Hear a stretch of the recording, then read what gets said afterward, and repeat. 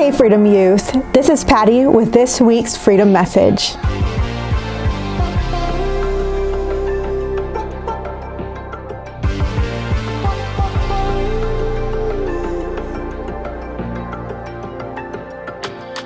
Sometimes I just can't take it.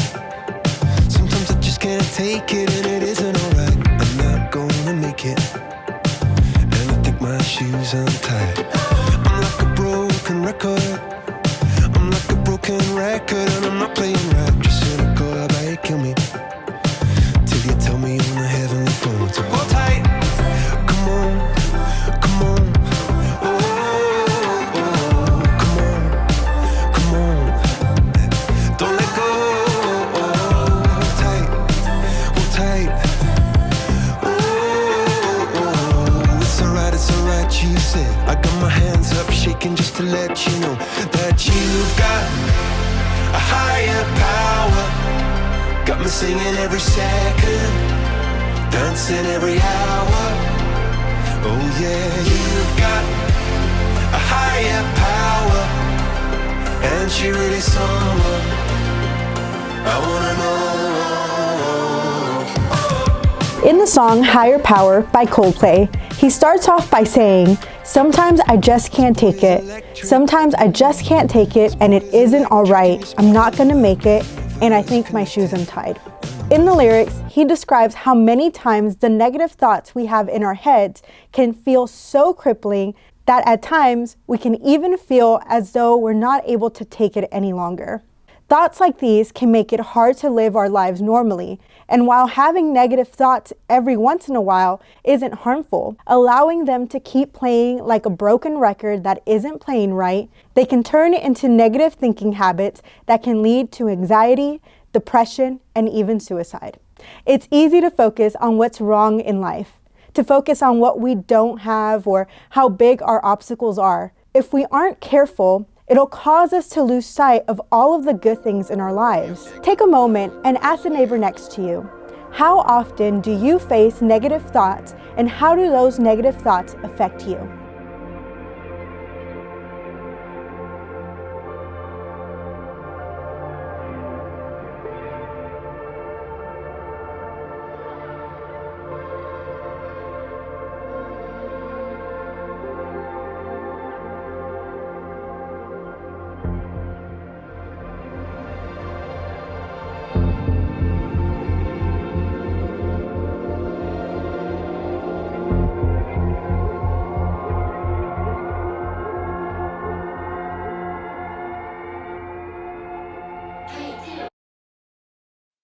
A lot of my research focuses on how people tend to get stuck in particular ways of thinking and what enables them to get unstuck.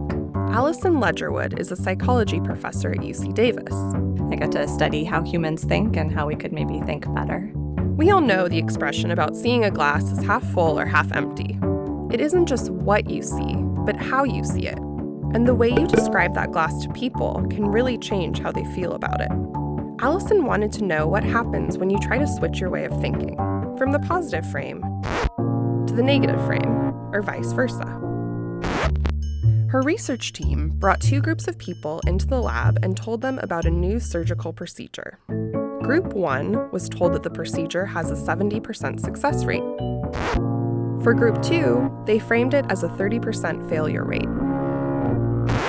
It's the same exact procedure, and they're giving you the exact same information, but one doctor is focusing on the part of the glass that's full, and the other doctor is focusing on the part of the glass that's empty. So, no surprise, people like the procedure when it's described in positive terms, and they don't like it when you focus on the failure rate.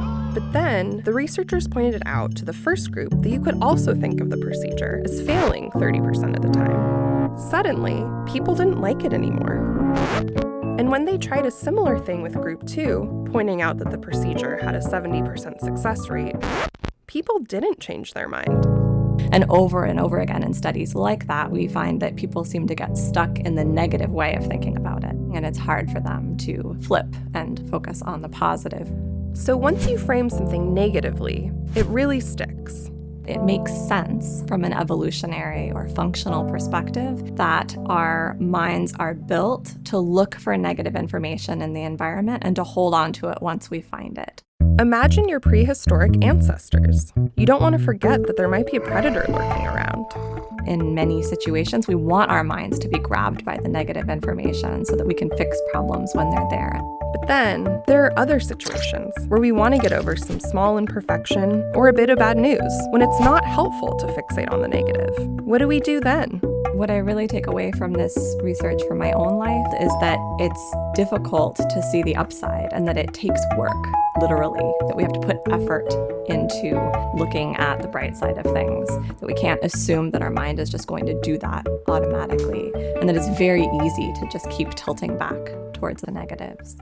As Professor Allison explains in the video, it can be easy to get stuck in a negative way of thinking once we allow those negative thoughts to take over.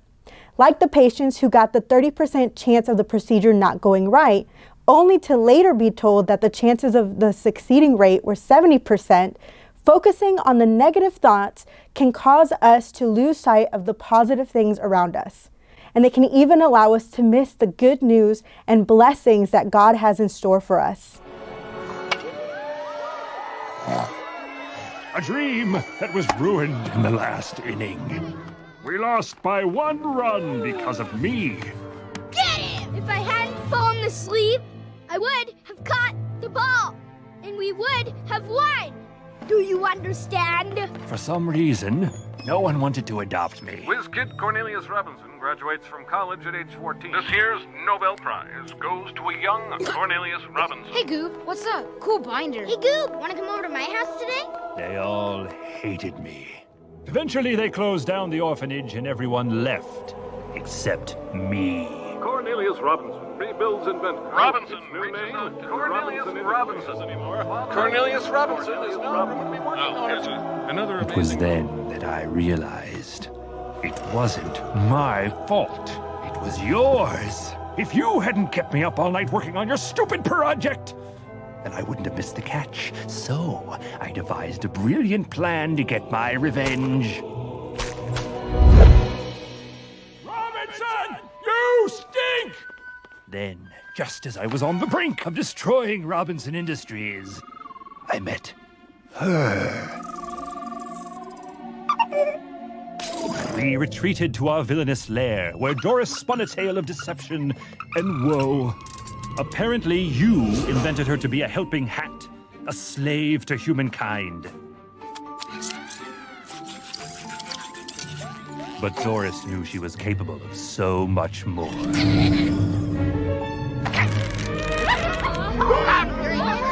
However, you didn't see her true potential. Got it! So you shut her down.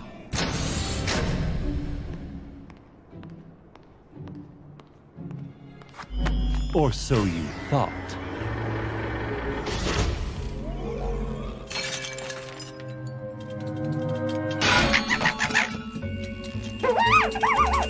We both had a score to settle with you. And while my plan for revenge was brilliant, Doris's was... well, we went with Doris's. But I made a very, very important contribution. Together, we made the perfect team.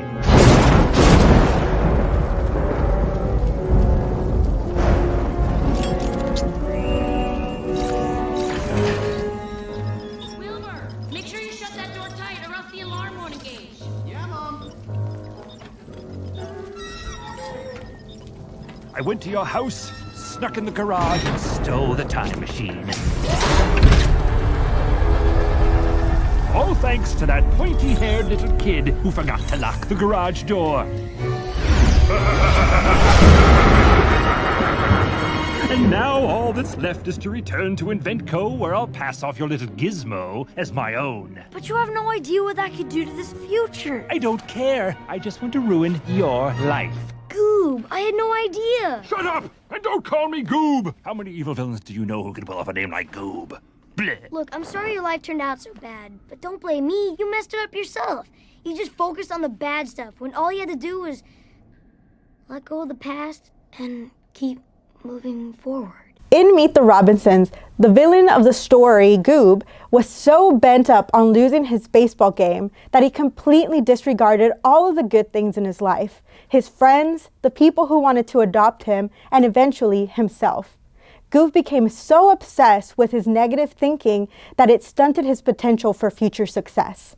Instead, he watched his life fly by and obsessed over Lewis's success, and he became depressed and hell-bent with revenge. Take a moment and ask the person next to you, how have you seen thinking negatively affect your life? How do you think your life can be different if you switch to actively thinking more positively?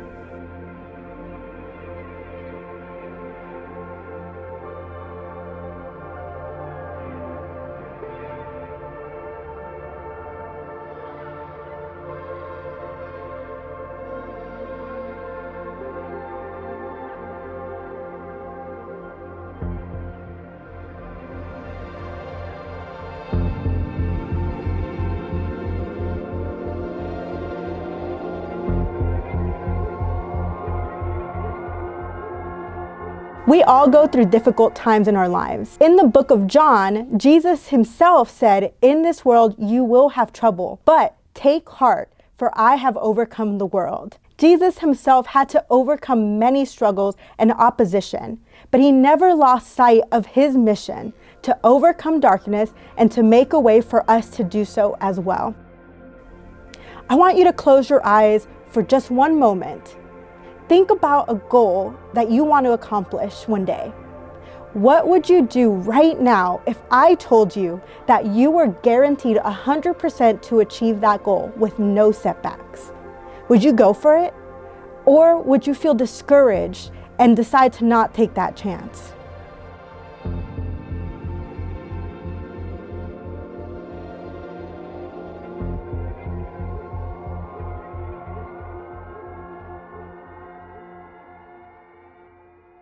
The ability to imagine things from someone else's point of view can also reframe a situation and lead us to be more understanding of others. This is known as perceptual positions.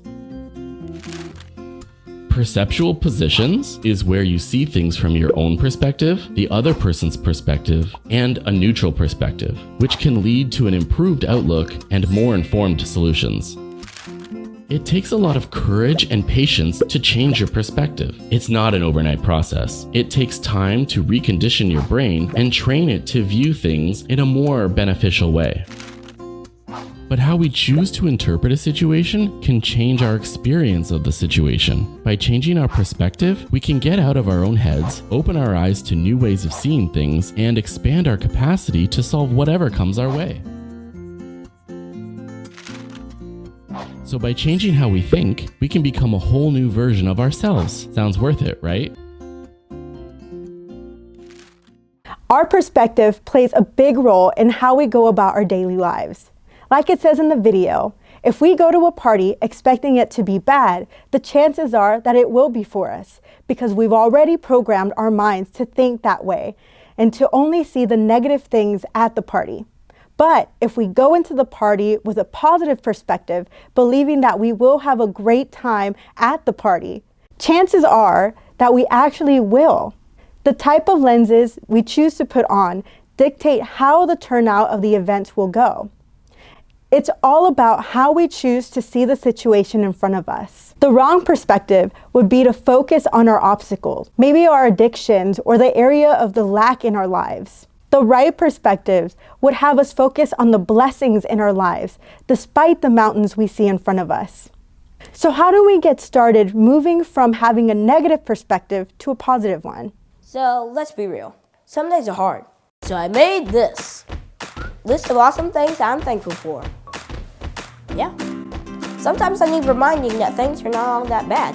So I wanted to share a few because you guys are my friends. It's great to be alive.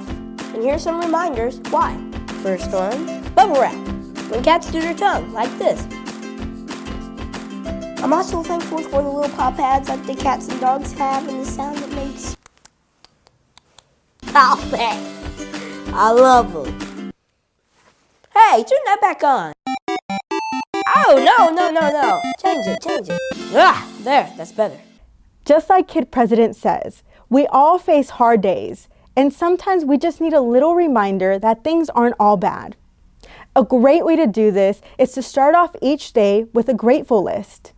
It doesn't have to be super deep, just things that bring you joy that you're grateful for. Take a moment and on a piece of paper or on your phone, write down 5 things that you are grateful for.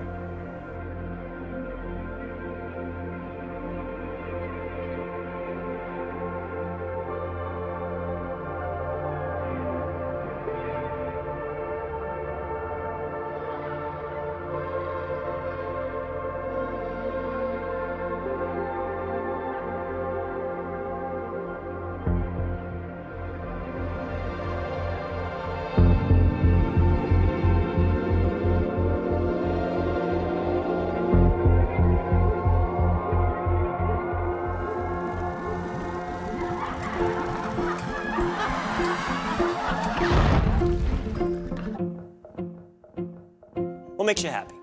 Having fun? Hanging out with friends? Delicious food? Making money? Well, consider this. Psychologists have scientifically proven that one of the greatest contributing factors to overall happiness in your life is how much gratitude you show. Yeah? Think about that. Go ahead and marinate on it for a second. You can thank me later if you want. It'll make you feel better according to this study. Leaders in positive psychology researchers Dr. Robert E. Emmons and Dr. Michael E. McCullough studied gratitude and directed participants to write a few sentences weekly on certain topics.